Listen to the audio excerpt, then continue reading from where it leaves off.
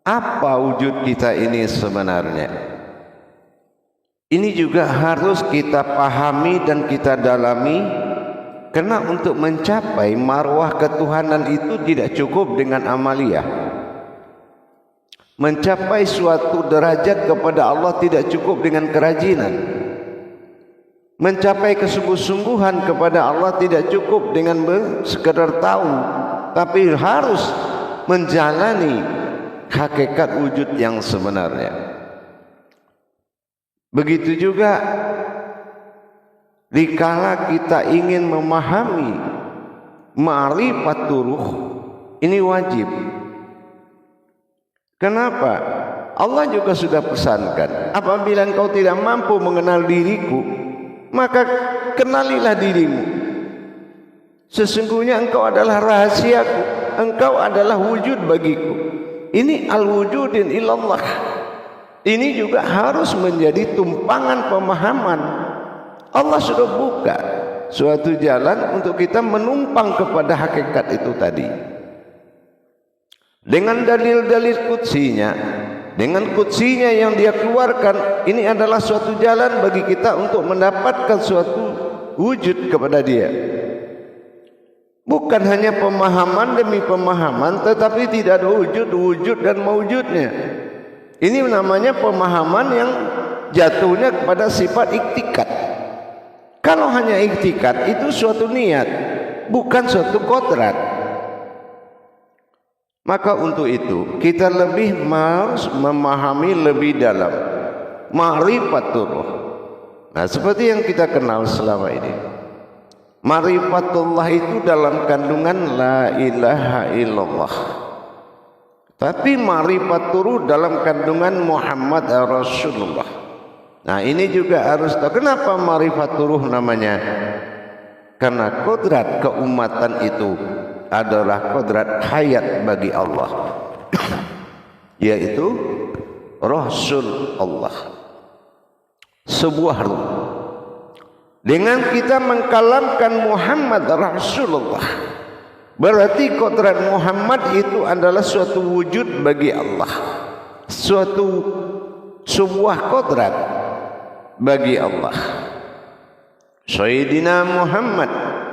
Nah, ini kita juga harus paham kepada sebuah wujud yang dikatakan nafsiyah itu wujud, bukan maujud. Nah, kalau maujud sudah manawiyah dia. Tapi kalau wujud sudah salbiyah.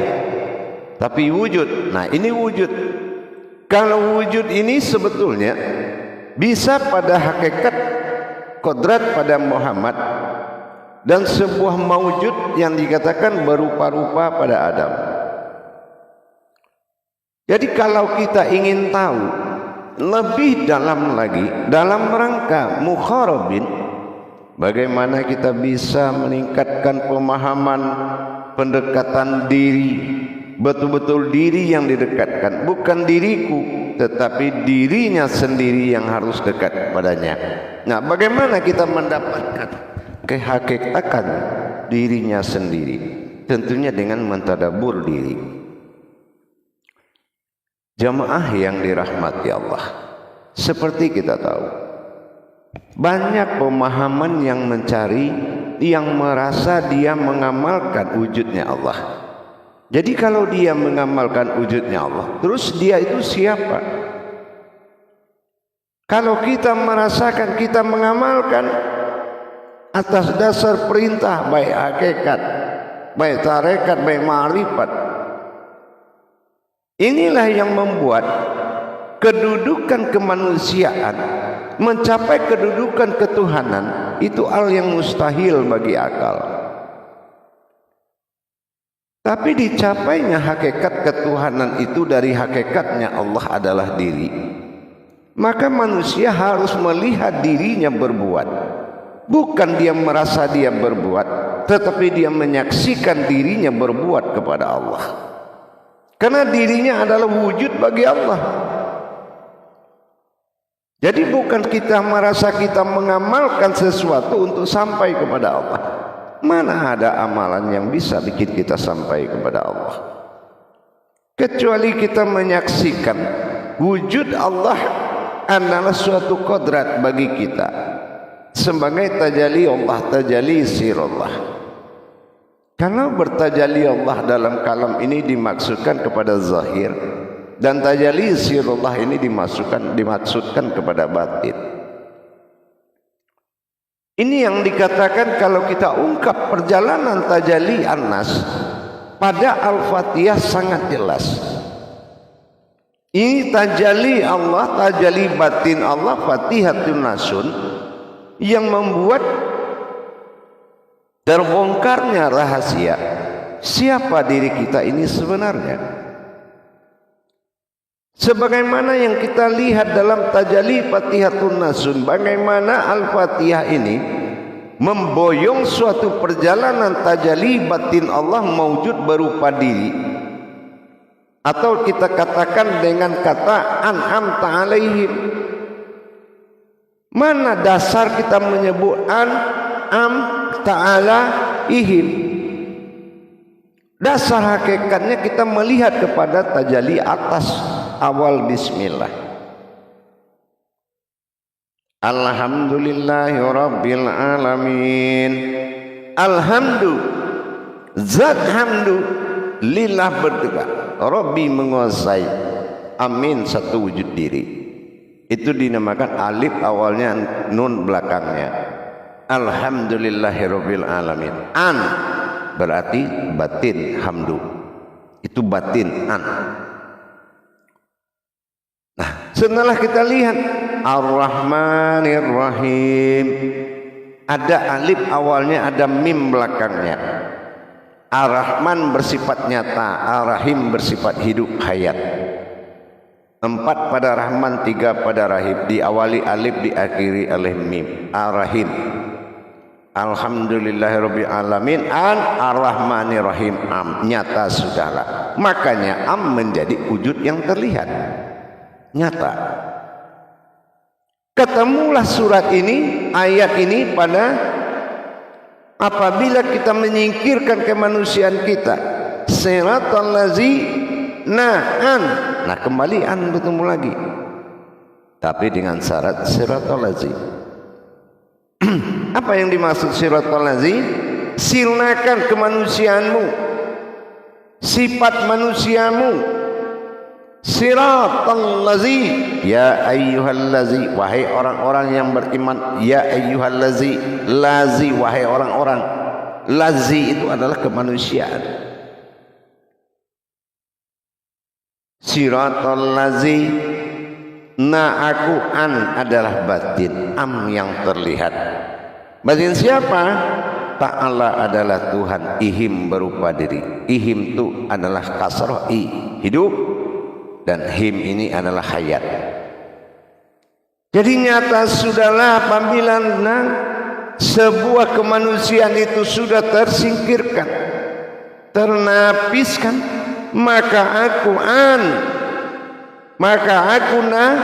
an adalah batin yang terlihat, yaitu Ta'ala Tuhan, ihim berupa diri, atau wujudnya diri, Allah adalah diri. Inilah dasarnya, karena dia sudah an'am, maka di sini kita lihat yang menjadi an'am ini siapa?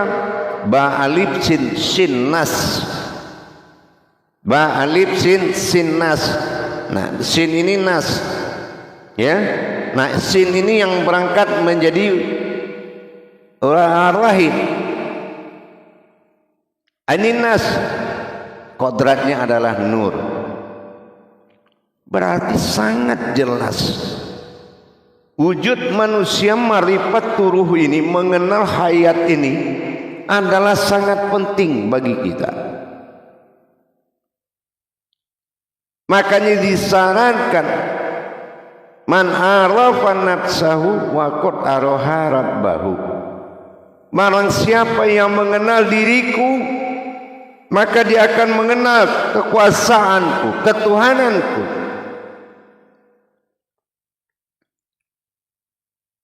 Tapi kedudukan hati kita sudah berubah.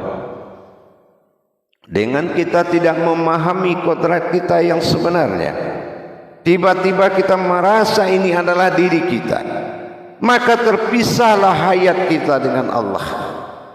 Tidak lagi disebutkan dengan ruhullah, bukan sebuah ruh yang berasal dari Allah, tapi sebuah kehidupan hayat, sebuah kehidupan makhluk.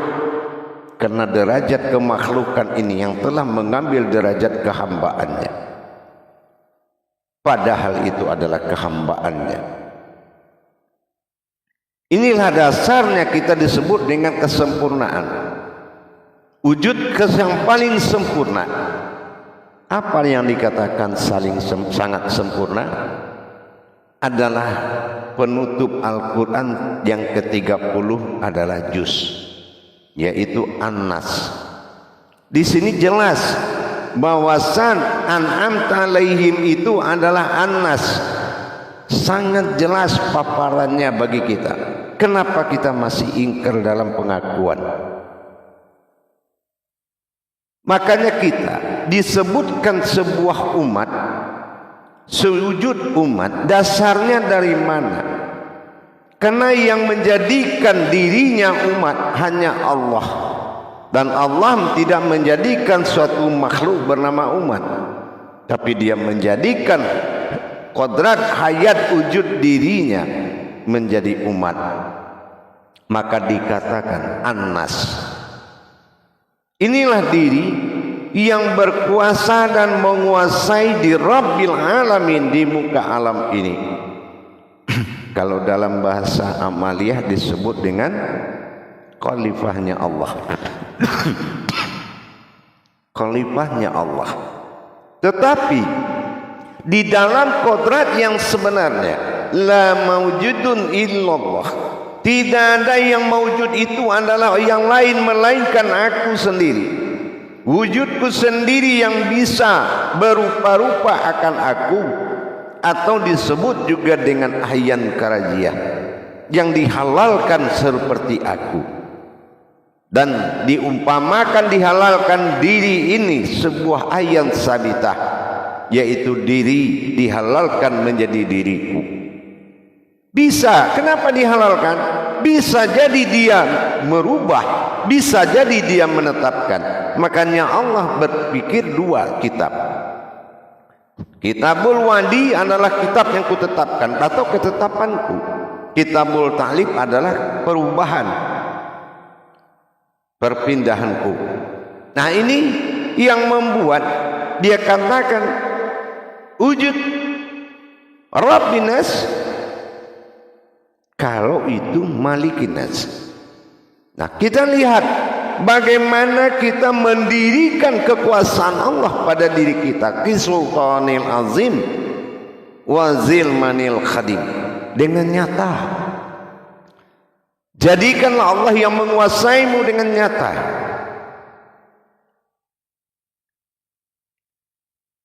Jadi para hadirin jamaah, kaum muslimin dan muslimat rahimakumullah, sebetulnya sangat dekat sekali perputaran, asal rohani kita mengikuti tajalli perputaran perjalanan Allah pada wujud dan maujudnya.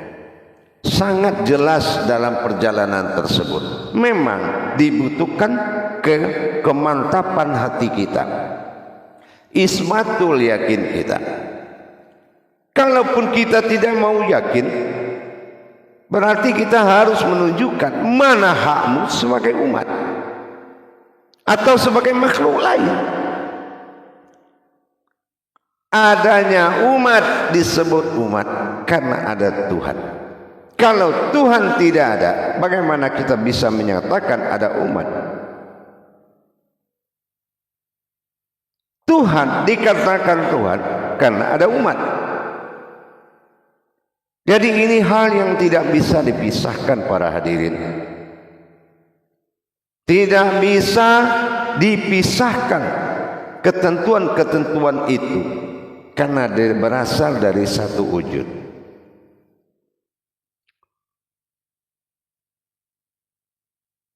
Inilah yang kita diwajibkan mengenal diri tadi.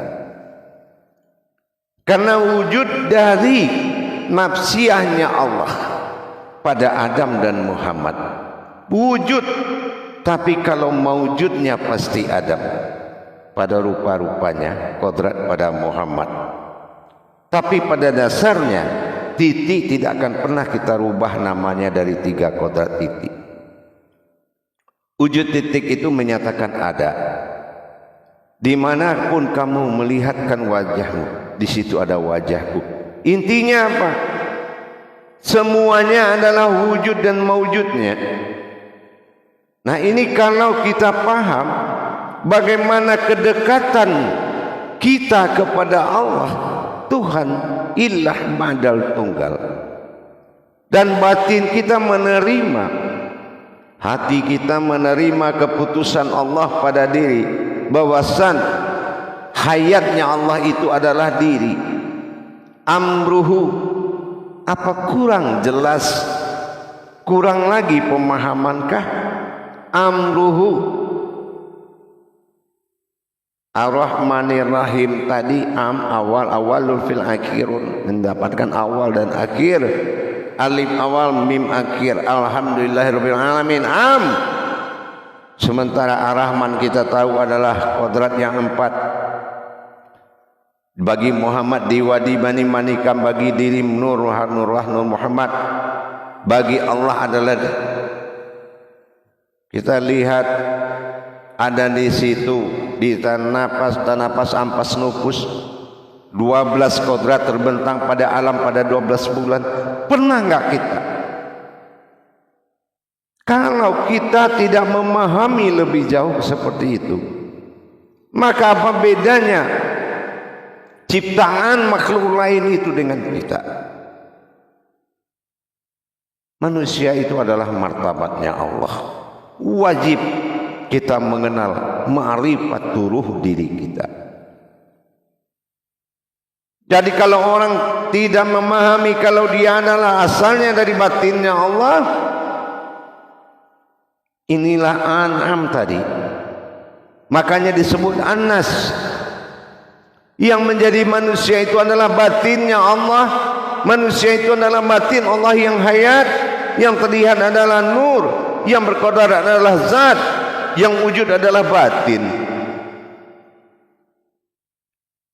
Tidak ada satu biji zarah pun penciptaan lain di dalam diri kita kecuali kodrat Allah semata. Kodrat Allah, kodrat aku, kodrat Allah sendirinya. Iradat Allah, iradat aku, iradat Allah sendirinya. Ilmu Allah, ilmu aku, ilmu Allah sendirinya. Jelas sudah. 7 sifat Allah dibentang di dalam diri, dihimpun menjadi Anal Haq, Anaul Haq. Itulah diriku. Nyatakanlah Anaul Haq itu dengan nyata, bahwasan itu adalah sebuah diriku, sebuah wujud diri milikku. Allah memang bukan sebuah diri, tetapi dia wujud yang diciptakan adalah kodratnya diri, disebut dengan naf. Kita diperintahkan untuk menyatakan keputusan Allah pada awal dari syahadatullah. Apa syahadatullah? Al-Malikul Haqqul Mubin. Itu Al-Malikul Al-Haqqul. Ingat, kodrat, iradat, ilmu, sama, basar, kalam, ayat, Al-Haq, Mubin, dan harus nyata. Wasadikul, dengan kamu percaya, tidak lagi kamu ragu dan tidak lagi merasa kamu. Wa'adal, amin, dan itu adalah diriku. Berarti benar diri batin Allah ini yang disebut dengan bi'alaihim.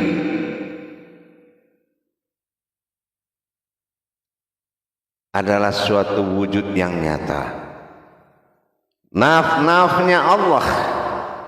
Kita lihat Rasulullah dalam suatu riwayat mengatakan, Rasulullah begitu selesai mengamalkan segala perintah Allah di Gua Hira, begitu beliau keluar, Allah suruh perintahkan lagi, belum sempurna sebelum kamu mengadakan, melihat dan menyaksikan silaturahim dan silaturahmi kepada semua umat.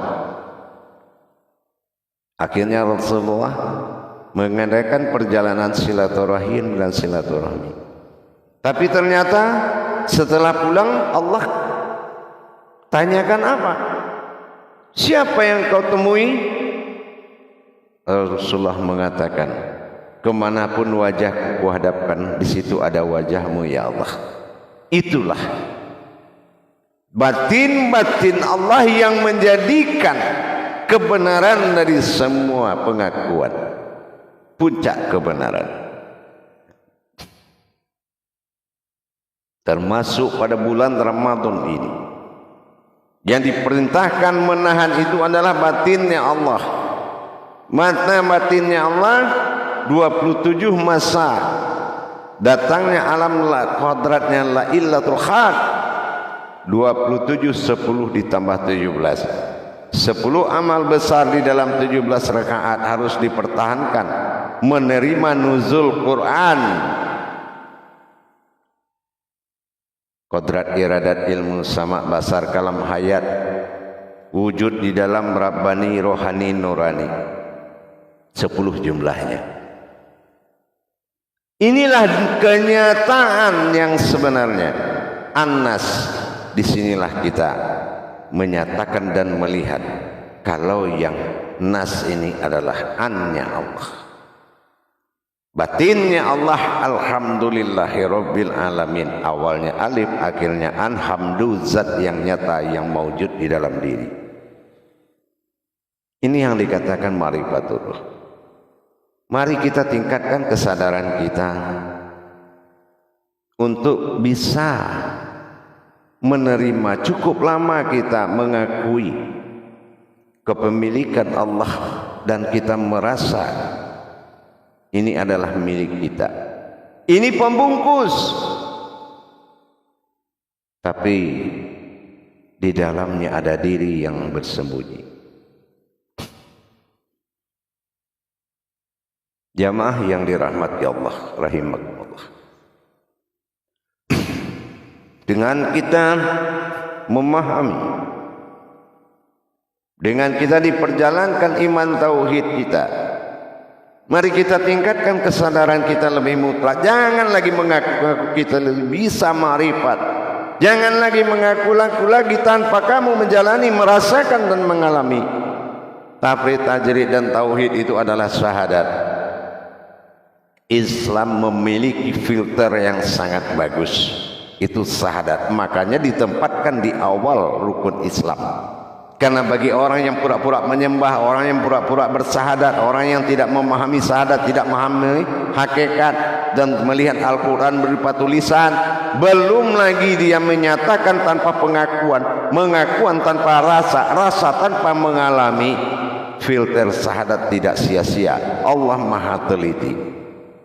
Boleh kamu mengatakan punya pengalaman yang banyak jamaah, tapi Allah bisa menanyakan kepada sifatnya.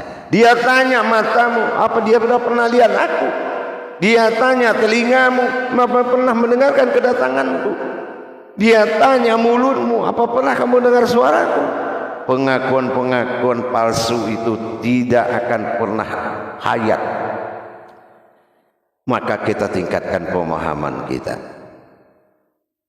Kita boleh saja mengaku apapun, tapi sifat-sifat yang 7 itu siap ditanya oleh Allah. Apa iya dia pernah melihat? Apa iya dia pernah mengalami? Apa iya dia pernah merasakan? Allah bisa tanya satu-satu dari 7 tadi. Maka jangan menjadi batin pendusta. Apa yang dikatakan batin pendusta? Faba, ingat fa, batin ya, sir, rahasia. Faba iyaba, jangan sekali-kali menjadi batin pendusta. Irabikum, wahai kamu, wahai penguasa, irabikum tu khaziban, jangan kamu mendustakan nikmat lagi. Jangan kamu berdusta dalam nikmat, dan jangan juga mendustakan nikmat demi kepentinganmu. Nikmat ini bisa bicara dengan Allah. Kita tidak bisa menahan dia untuk mengaku. Maka jangan berikan pengakuan yang membuat kamu teraniaya. Bulat bumi ini, suaramu sedikit bisa kembali ke dirimu. Bumi ini bulat, pantulan semua akan dipantulan. Begitu juga kita. Kita adalah wujud yang dipantulkan oleh Allah, bukan wujud yang berdiri sendiri, tetapi wujud yang menjadi pantulan.